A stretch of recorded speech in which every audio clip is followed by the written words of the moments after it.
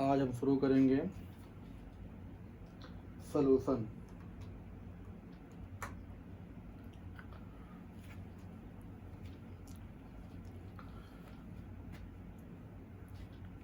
Solution के दो component हमें देखना है,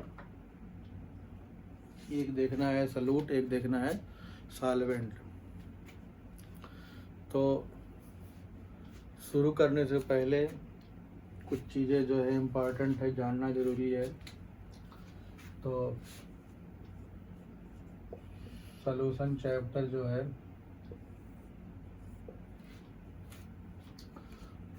उसको दो पार्ट में हमें डिवाइड करना है। पहला पार्ट है सॉल्यूट, दूसरा पार्ट है सॉल्वेंट।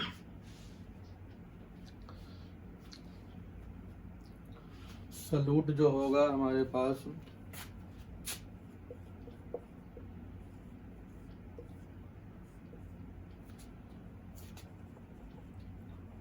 मास या वेट जो है पता होगा। सबसे पहले all given masses are written in ग्राम। सबको हम लोग ग्राम में लिखेंगे।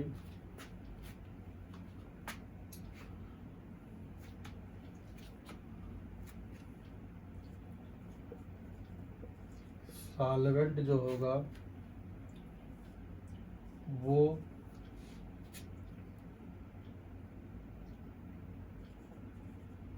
ग्राम या केजी में होगा,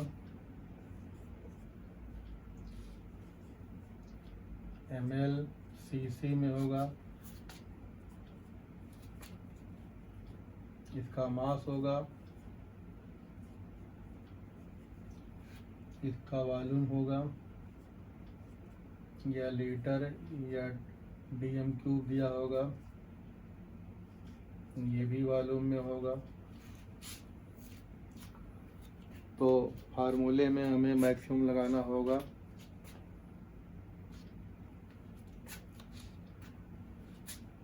या तो ml में या तो लीटर में। तो सबसे पहले हम लोग जो है इन दोनों से जैसा फार्मूला लगाना होगा कन्वर्ट कर लेंगे, ठीक। तो एक हो गया सॉल्यूट, एक हो गया सॉल्वेंट। कई टाइप सॉल्यूट सॉल्वेंट के होंगे, अभी हम लोग पढ़ेंगे सब उसको धीरे धीरे। सबसे पहले हमें पढ़ना है इसमें इम्पॉर्टेंट चीज़, इसको किस तरह से हम लोग रिप्रेजेंट करते हैं, कितना किसमें सॉल्यूट है, परसेंटेज ऑफ सॉल्यूट कितना दिया गया है, किस यूनिट में दिया गया है। तो इम्पॉर्टेंट टॉपिक जो है हमारे पास इसकी है। सबसे पहले जो है नंबर ऑफ मोल्स पता लगाना होगा। Number of moles Na equal to हो जाएगा mass of A upon molar mass of A। अब ये कोई कंपाउंड होगा, सॉल्यूट भी हो सकता है, सॉल्वेंट भी हो सकता है, ठीक। तो उसको क्या निकाल लेंगे हम लोग, नंबर ऑफ मोल्स निकाल लेंगे। इसी तरह से अगर सॉल्यूशन में दो एलिमेंट हैं, एक सॉल्यूट और एक सॉल्वेंट, तो एक को सॉल्यूट मान लेंगे, एक को सॉल्वेंट मान लेंगे। तो दूसरे का जो होगा mass of B element upon molar mass आप भी निकाल लेंगे। तो नंबर ऑफ मोल निकालने के लिए हमारे पास जो है इस तरह से कुछ चीज़ें बेसिक होती हैं जो आनी चाहिए। नंबर ऑफ मोल निकल आएगा। अब आगे जब नंबर ऑफ मोल मिल जाएगा तो हमारे पास जो है सॉल्यूट का जो डिजॉल्व अमाउंट होता है सॉल्वेंट में सॉल्यूशन बनाने के लिए, उसे दो ढंग से लिखेंगे। नंबर 1 लिखेंगे weight by volume, mass of solute upon volume of solvent into 100। Weight by volume percent दिया रहेगा, दूसरा दिया रहेगा वॉल्यूम बाई वॉल्यूम, किसमें, volume of solute upon volume of solvent into 100 दिया होगा। दोनों चीज़ जानना जरूरी है। अगर वेट बाई वॉल्यूम दिया गया है तो ऊपर क्या होगा, मास होगा, नीचे वॉल्यूम होगा। एग्जाम्पल 10 ग्राम H2SO4, इसका मतलब हो जाएगा 10 ग्राम H2SO4 को 100 ml में डिजॉल्व किया गया है। 10 ग्राम H2SO4 को 100 ml में डिजॉल्व किया गया है। 10 ml H2SO4 का मतलब हो जाएगा 10 ml 100 ml H2SO4 में डिजॉल्व किया, 100 ml वाटर में डिजॉल्व किया गया है। ठीक, तो इस तरह से दोनों हमारे पास आते रहेंगे, दोनों हम समझते रहेंगे। फिर आगे हमारे पास इम्पॉर्टेंट नोटेशन और प्लस इनके जो है सिंबल क्या है। सॉल्यूट और सॉल्वेंट का कोई जो है स्टैंडर्ड सॉल्यूशन सिंबल हम लोग नहीं मानते हैं। ठीक, लेकिन जनरली स्मॉल अमाउंट को इसे मान लेते हैं मास ऑफ सॉल्यूट, कैपिटल W को मान लेंगे मास ऑफ सॉल्वेंट, M को हम लोग मानते हैं मोलरिटी और स्मॉल m को मानते हैं मोलेलिटी, इसे मानते हैं हम लोग नॉर्मेलिटी,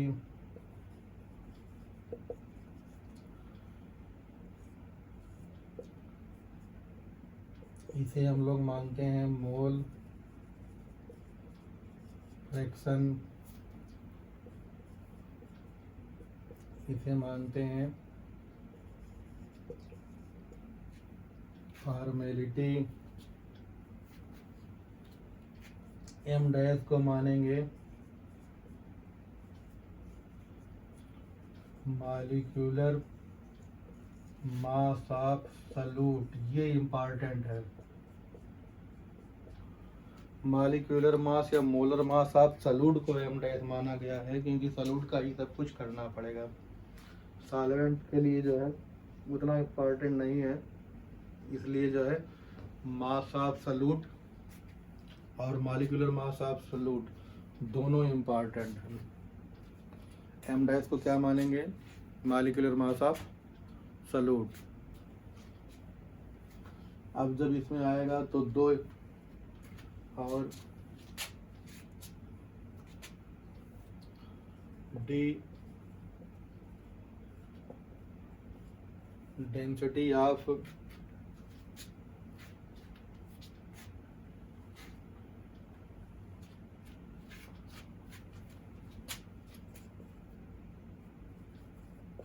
सॉल्यूट के भी दी रहेगी। तो ये स्टैंडर्ड सिंबल हैं जिनको हम लोग मान के आगे क्वेश्चन करेंगे। तो सबसे बड़ी प्रॉब्लम इसमें ये होती है कि दिए गए क्वेश्चन में ये नहीं पता होता है कि कैसे हम मोलरिटी और मोलेलिटी को जो है आपस में रिलेट करेंगे। बाकी तो सब इजी होते हैं। तो सबसे पहले हम मोलरिटी के लिए देखते हैं व्हाट इज मोलरिटी।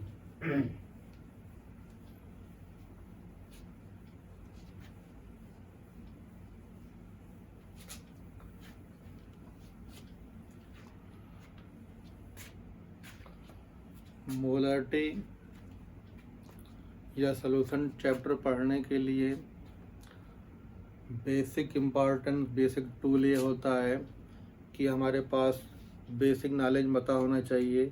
जब भी हमें कभी मोलरिटी निकालनी होगी तो क्या क्या ज़रूरत पड़ेगी, जब कभी हमें मोलरिटी निकालनी होगी तब क्या ज़रूरत पड़ेगी, मोलरिटी और मोलरिटी दोनों में आपस में क्या रिलेशन होता है, कौन किसको जो है डिपेंड करता है, कौन किसके ऊपर डिपेंड नहीं करता है, कौन दोनों से जो है एकदम अलग है। तो एक टर्म होता है हम लोग के पास टेम्परेचर। टेम्परेचर बढ़ाने या घटाने से किसी सॉल्यूशन के मास में कोई चेंज जनरली होता नहीं है। मास के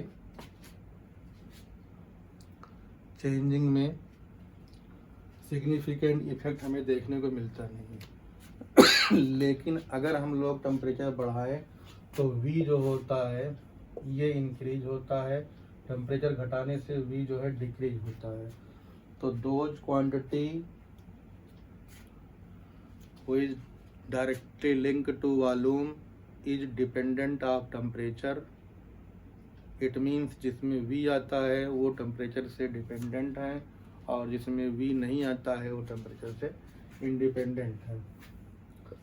तो टेम्परेचर इनडायरेक्टली V, डिपेंडेंट हमारे पास कौन कौन से हैं पहले उनको पढ़ना है। उसमें हमारे पास आता है पहला मोलरिटी कैपिटल M से, दूसरा आता है नॉर्मेलिटी,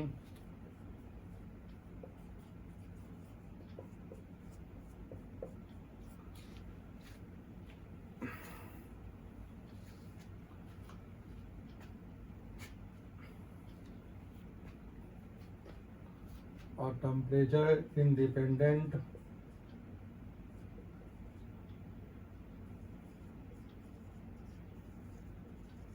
टेम्परेचर या वॉल्यूम इंडिपेंडेंट कौन कौन से होते हैं। पहला होता है मोलेलिटी, दूसरा होता है मोल फ्रैक्शन,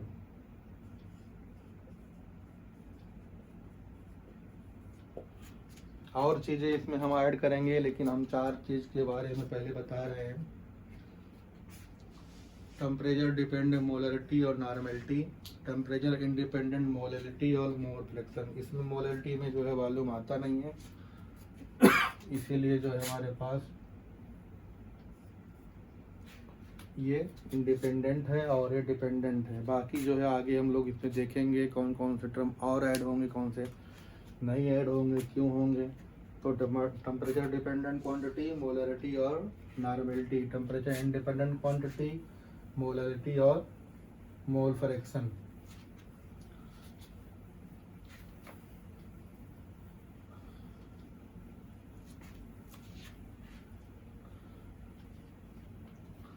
अगर हमारे पास इफ पहले हम लोग पढ़ रहे हैं molarity,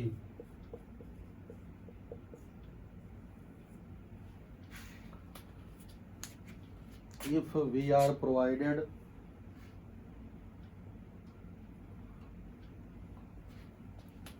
a solution in which some solute and volume of solvent is given, then we can how find molarity या what is the formula of molarity। उसके लिए हमारे पास जो है आगे स्टेप्स है। if we have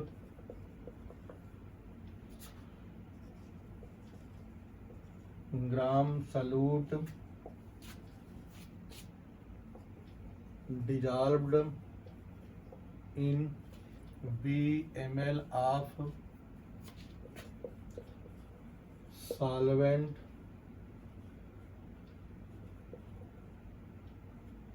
whose molar mass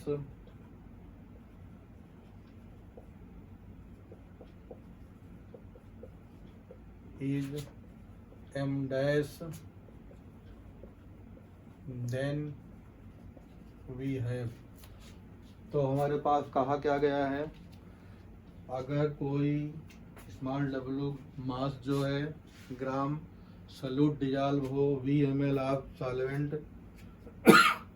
और जहाँ पे मोलर मास ऑफ सॉल्यूट दिया गया हो कितना, m डैश दिया गया हो, मोलर मास ऑफ सॉल्यूट कितना दिया गया हो, m डैश दिया गया हो, तो हमारे पास मोलरिटी का फार्मूला क्या होगा। तो सबसे पहले लिखेंगे नंबर ऑफ मोल्स कितना होगा, number of moles equal to किसका निकालें, नंबर ऑफ मोल सॉल्यूट का होना चाहिए, किसका होना चाहिए, number of mole of solute. Number of mole of solute हमेशा निकालना होगा, number of mole of solute हमेशा निकालना होगा जब तक मोल फ्रैक्शन की बात ना हो। ठीक, number of mole of solute equal to हो जाएगा mass of solute upon molar mass of solute, ये हो जाएगा small w upon m dash. ठीक, डेफिनेशन क्या कहती है, by definition the number of mole dissolve in 1 litre of solvent is defined molarity of that solute. number of moles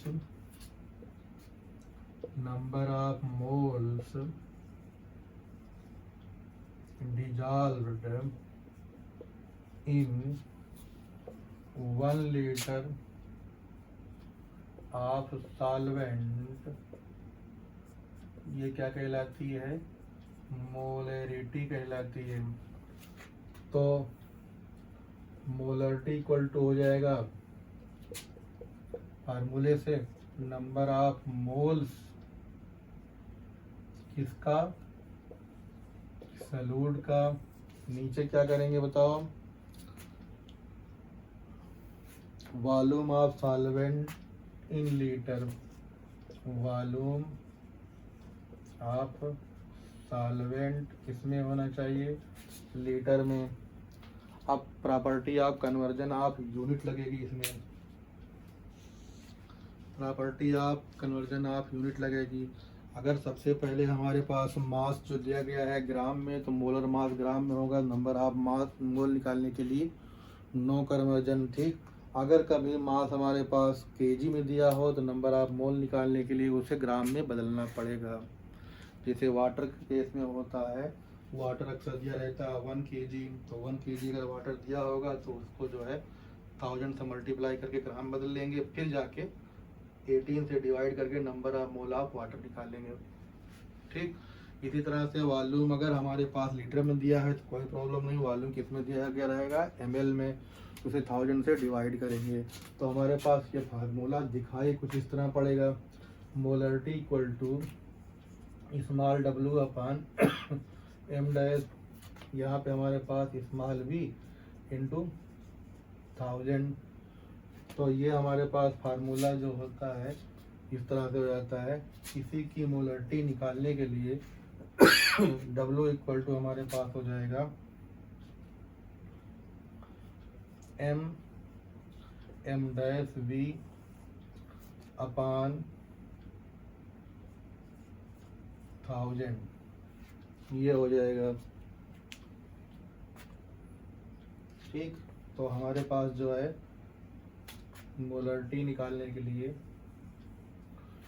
अगर molarity को link करना हो इस मास ऑफ सॉल्यूट से, तो mass of solute required to obtain m molar of solution in which VmL of solvent is present can be obtained by this formula. ये gram में रहेगा, ये मोलरिटी होगी, ये उसका मोलर मास ऑफ सॉल्यूट होगा, ये ml जब में होगा। तो इसको जो है हम लोग लिख सकते हैं, ये जो होगा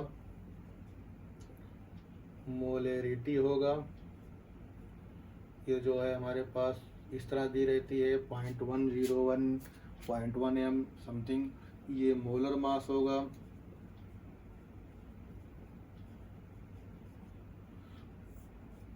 ये किस में रहेगा, ग्राम में रहेगा। ये वॉल्यूम होगा, किस में होगा, ml में होगा। 1000 जानते हो, ये आंसर किस में आएगा, ग्राम में आएगा। थोड़ा थोड़ा समझ समझ के पढ़ने से केमिस्ट्री इजी हो सकती है। केमिस्ट्री में मेहनत थोड़ी करके ज़्यादा नंबर लाया जा सकता है, लेकिन एक दिन में ज़्यादा पढ़ के और इकट्ठा ही सारा कोर्स करके नहीं मिलेगा। स्टेप वाइज पढ़ेंगे। टफ है, एक दिन पढ़ने से कुछ नहीं होता, लेकिन बार बार पढ़ने से, रोज़ पढ़ने से ज़रूर आएगा ये। ठीक, तो आज की चीज़ हमारे पास जो थी वो क्या थी, what is molarity. Molarity is a simple things, it is nothing if there is a number of moles which is dissolved in 1 liter solution is known, then it is molarity. If x mole is dissolved in 1 liter of solvent, then the molarity of solution is x.